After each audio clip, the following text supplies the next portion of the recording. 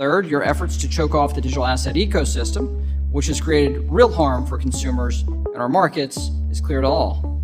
You said the law is clear, but your actions have created more confusion and lasting damage.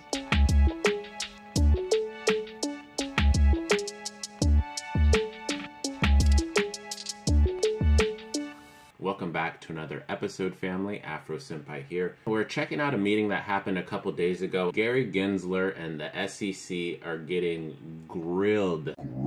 These people at the hearing are laying the smackdown on this organization. So let's take a look at what they're saying, and then we're going to talk about what's happening with Bitcoin's price. Chair Gensler, you've also said your goal is consumer protection. Yet your actions have pushed legitimate digital asset activities outside regulated financial institutions where consumers are best protected. On one hand, we've seen by... So what he means by this is if their true goal is to protect all investors, which is not their goal, in my opinion, they would, step one, provide regulation, say, hey, this is what you can do, this is what you can't do. People who are mining, people who are providing exchange services will be like, okay, thank you. Here's how we're going to comply. And now everybody can move forward in this space. What they're doing is being ambiguous with their rules. And so when people try to formulate a business around mining or exchange services, they don't know what to do. They get grilled. And then they don't want to do business in the United States anymore, which pushes them out to other countries. And then United States consumers who truly do want to be in the space have to go outside of the United States to get their needs met. Person votes in Congress, in this committee, to provide clear rules of the road and real consumer protection. And on the other, we've seen your ad hoc regulation by enforcement approach to digital assets on a losing streak in the courts. You refuse to be transparent with Congress regarding your interactions with FTX and Sam Bankman-Fried. That's the investigation we started last Congress. So maybe some shady deals going. Maybe, I don't know what that's about.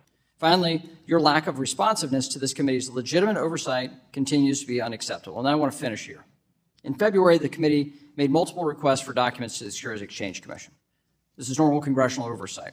Yet 7 months later, the committee has not received a single non-public document that was not part of a FOIA production. This dude and this organization has one job, and they're not doing it.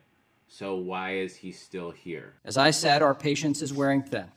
The SEC is not above the law, nor is it unique. Other financial regulators have routinely complied with congressional oversight. So let me be clear. I do not want to be the first chairman of this committee to issue a subpoena to the Securities Exchange Commission.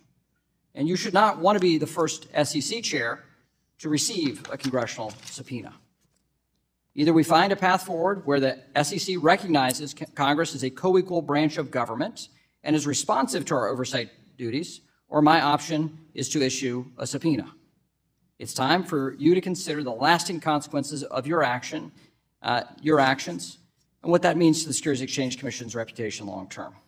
While your time in this role may be temporary, the repercussions for your actions may be permanent for the agency. The longer we wait on legislation, the longer it is before people start trusting the service, the faster people start fleeing elsewhere where it's not safe. Coinbase is trying to do their best to stay in the laws of what they've been given and stay in the United States.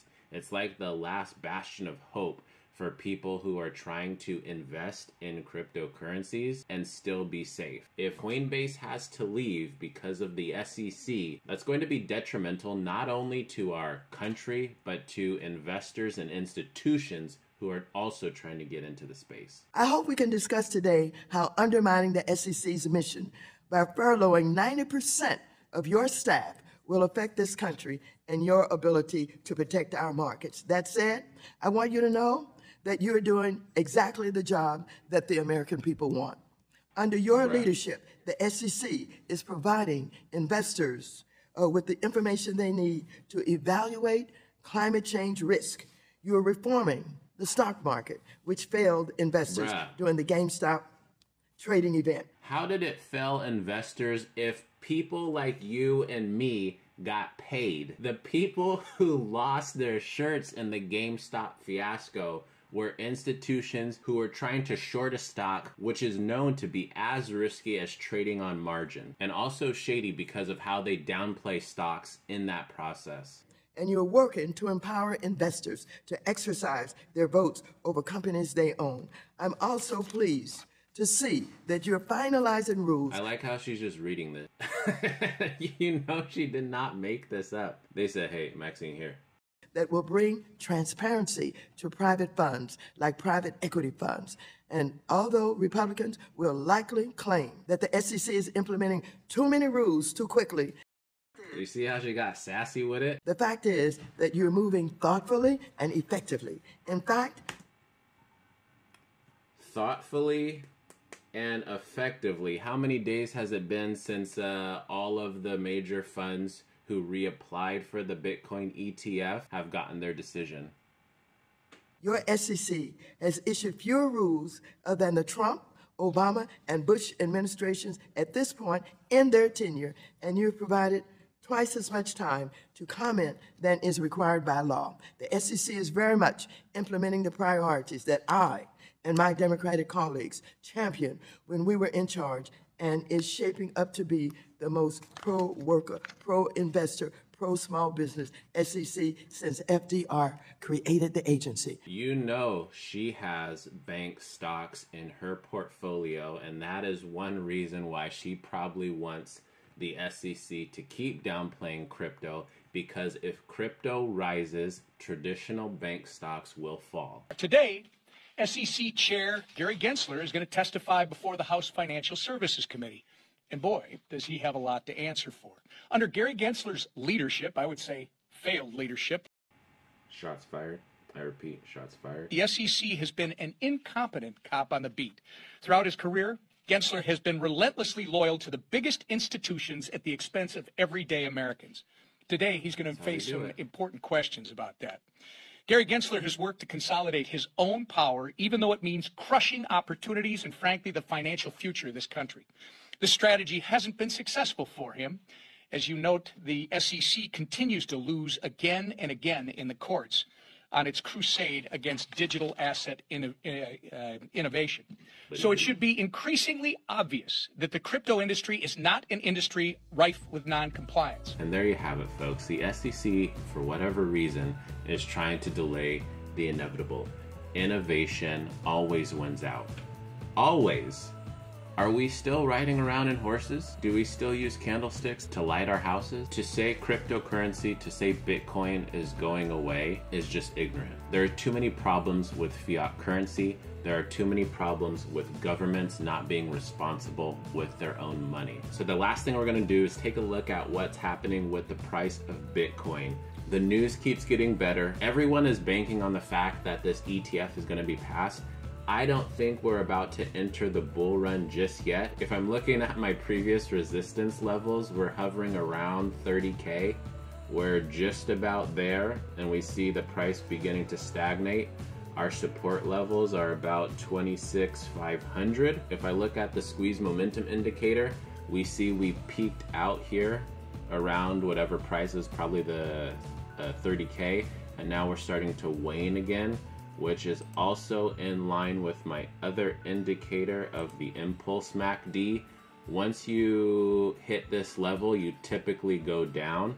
So if the impulse MACD and the squeeze momentum are both showing downtrends, we're probably gonna go back to 26. I'm gonna tell you a little secret. If you're a fan of the show, if you're a fan of the channel, you know my goal is to become a millionaire by 2025. There's really only two things that will get me to where I need to go by that time frame: Bitcoin and Tesla.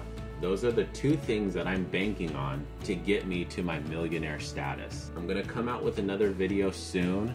That's the most riskiest thing I've ever done. I've taken out loans to buy assets before, but what I'm doing now is on a whole nother level. So stay tuned for that episode. If you learned something today, pay that like tax. Consider subscribing to the channel. If you don't know, I make videos about building wealth along with the winning mindset, because I believe that everybody deserves to be happy and everybody deserves to be free. Share this with somebody who is into crypto, into building wealth, into building mindset. We're gonna get this money together. Let me know how you guys are feeling it in the comments, because I love to read them and I love to respond to you. And until the next one, remember to smile because you are beautiful. Peace.